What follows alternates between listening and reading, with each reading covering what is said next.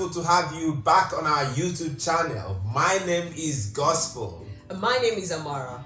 I want to use this opportunity to thank everyone who has been following us, who has subscribed to our YouTube channel, Yes. our old subscribers and our new subscribers. Thank you so much for always keeping in touch and engaging with our content. Today we will be discussing something wonderful, something so exciting. Yes. We will be looking at the purpose of sex. Wow, sex is very good and one of the most beautiful things that have happened to humans.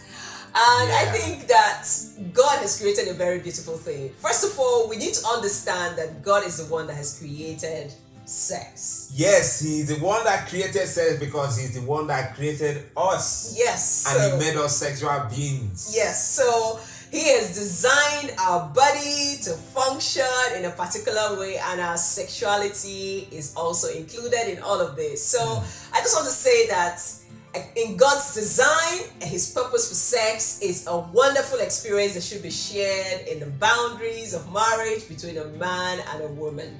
Yeah, sex is like money. It is neutral.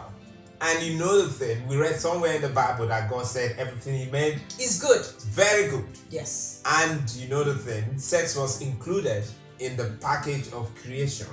And that means it's very good. Having the mindset that sex is very good is key, because when you understand it as a good thing that could be done within the confines of marriage, you're free to talk about it. You know, people see sex as a taboo because in their mind they think there's something wrong about it. Yes. What makes sex right or wrong or wonderful or morally bad, so to speak, is how it is done. When it is done within the guidance or guidelines of God's principle from our understanding, then it is beautiful. And it's nothing to be ashamed of. Yes. Following up from what you've said, I just want to say that sex fulfills God's purpose. And whatever God does is for a defined purpose. And He does not guess or second guess like we do as human.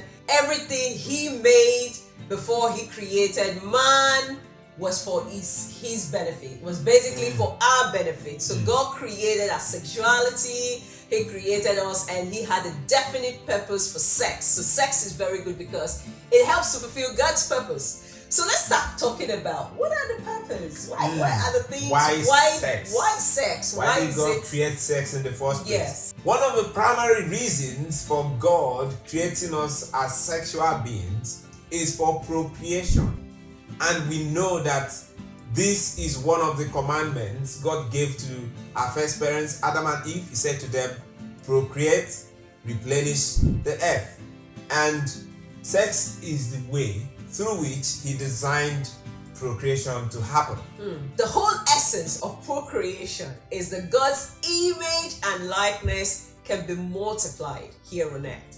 So this will lead to Him having an interaction not just with Adam and Eve, but with the entire human race, basically. So it's amazing that this divine mandate for procreation can only be perpetuated through sex. Yes. You know, when you look at humans and when you look at even other animals, for example, you know, the process they go through to reproduce, we can see some similarities even with us as human beings. So basically, it goes to show that God intended sex to be a part of the process for procreation for us. Yes. You said something about only process, but we've come to a point in the modern age where people can, you know, science have developed processes through which people can circumvent the issue around sex. To be able to create another human. Yes. But then you can always link it to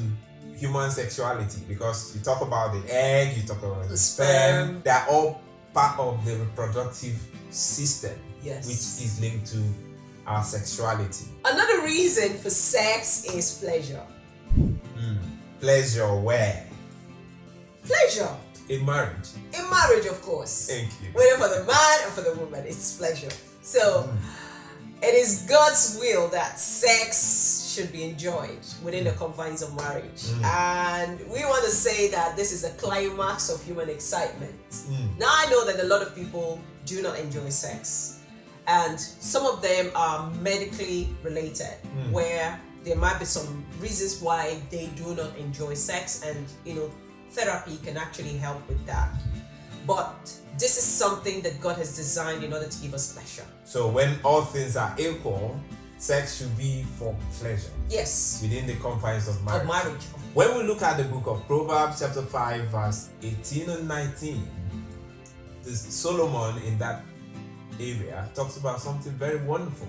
You need to listen to this. He says, "May your fountain be blessed, and may you rejoice in the wife of your youth. A loving though, a graceful there, may her breast satisfy you always. May you ever be captivated by her love." Talking about the pleasure that comes when sex is involved in marriage. Yes. And based on my personal experience as a married woman, and I've been married 11 years. Wow. I counted. I can tell you that sex is indeed very pleasurable. Yes. Yeah, even as a man, yes, I think and I believe, or and I know sex is pleasurable. I think it is the pleasure of sex that makes people, especially those who are single, to go into premarital sex. Or even those who are married to go into extramarital affairs, because they are driven by the pleasure that comes through sex. Yes. Yeah. So, but the thing is, as long as you're married, you have to understand that the pleasure from sex is to be limited to your marital boundaries. Going outside the boundaries of marriage makes the pleasure of sex to have its impact on you. It could damage your life, it could damage your marriage, it could impact on you emotionally. We are not talking about the consequences of illicit or premarital sex today, but we just need to mention that. And I think this is why God set the boundaries, so that even as much as sex is pleasure, it has to be done within the confines of marriage to protect you from the negative impact of seeking sexual pleasure outside marriage. Another thing to touch on is that sex is a seal of covenant in marriage. Marriage is a divine institution and has been designed for a permanent union between a man and a woman. So again, marriage in itself is a covenant of compatible companionship, and it's life cleaving. This is where you actually bring together a man and a woman, come together as one. Yes. So basically what this is shadowing is a picture or a relationship of Jesus and the church.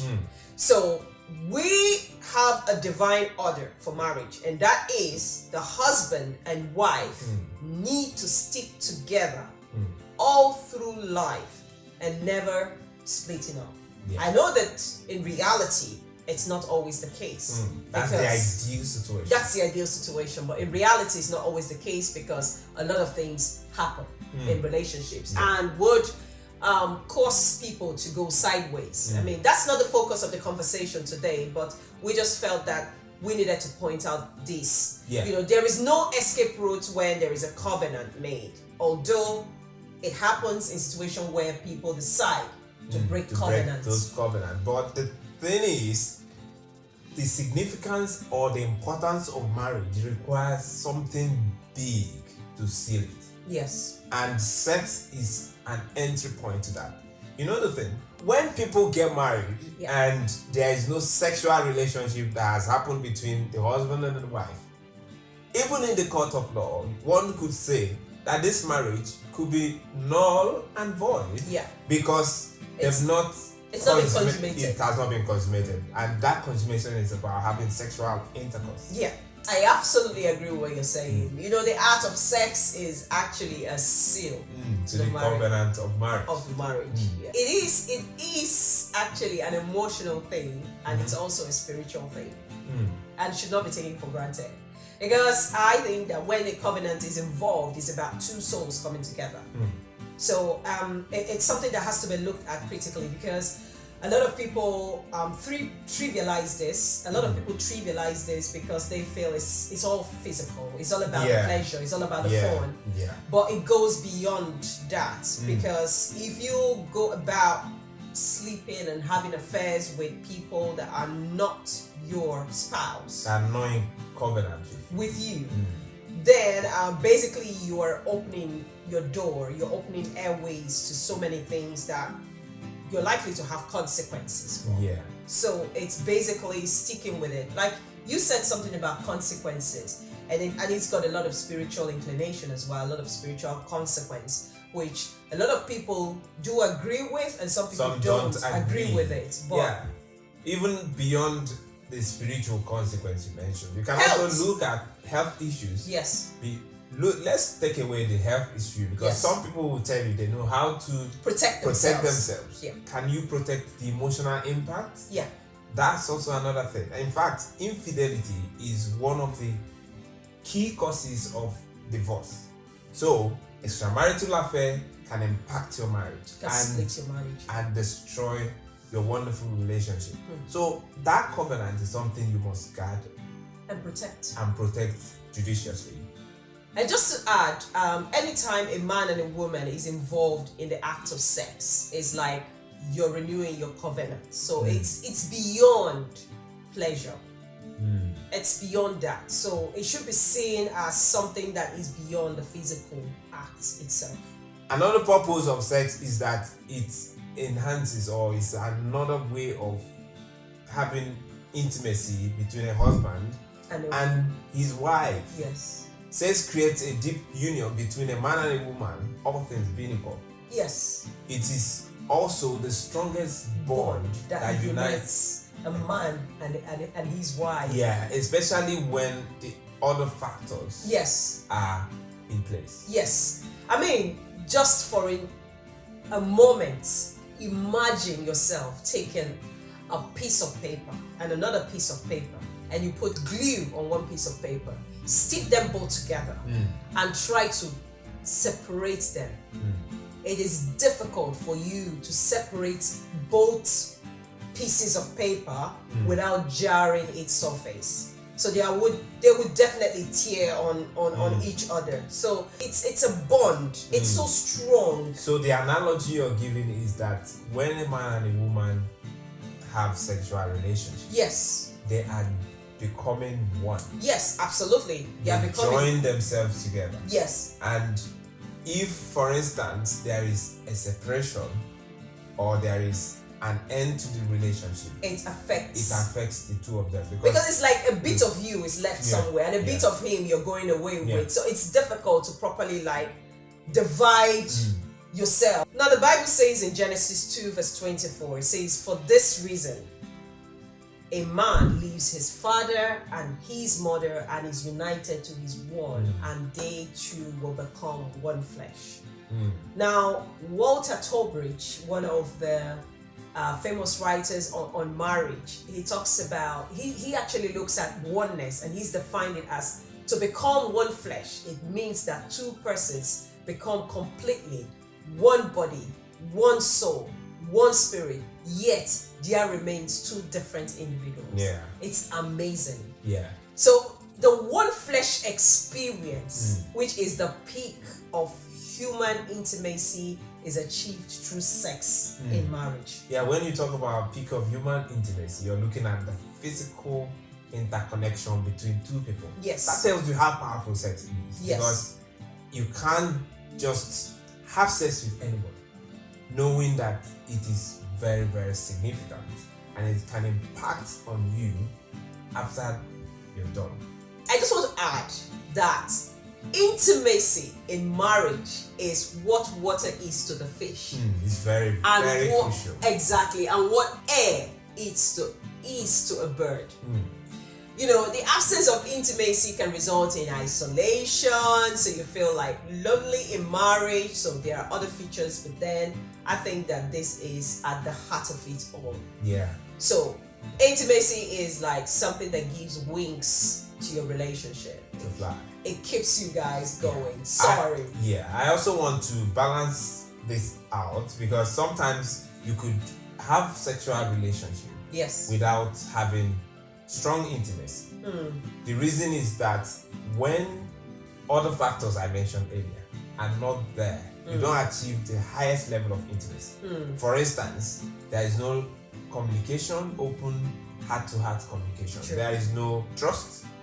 The woman may not be involved in the sexual act, she's just doing it as an obligation. Yes. But when other factors are in play Yeah. and the husband and wife are open, they love each other, sex becomes an expression of their love for each other. And that builds high level of intimacy. You see, this is where you start seeing a couple look alike. People say, it looks like the two of you look alike. Yes. Because there is that connection that is beyond the physical.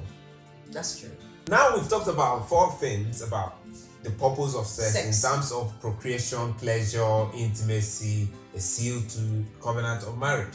And someone is single and the person is saying, where does that leave me? Yes. I've got sexual desire. And you said God created sex and it's beautiful. The point is that, yes, you have sexual desire. And there is nothing wrong with having it. Yes. Because God created it. You have it because you're human. What matters is how do you manage sexual desire. It doesn't mean because you have sexual desire, you have to go all out to express it with whoever you come across. So if you really desire to express it, then you have to get married. This is our belief. And then if you're in a relationship, you're not yet married. Yes. That is the time for you to build a level of discipline to manage your sexual desire until you're married. We've always said it, in marriage you have all the time in the world to have sex as many times as you wish. Why not wait until you get married? The question is, someone has asked, why will God ask people not to have sex before marriage?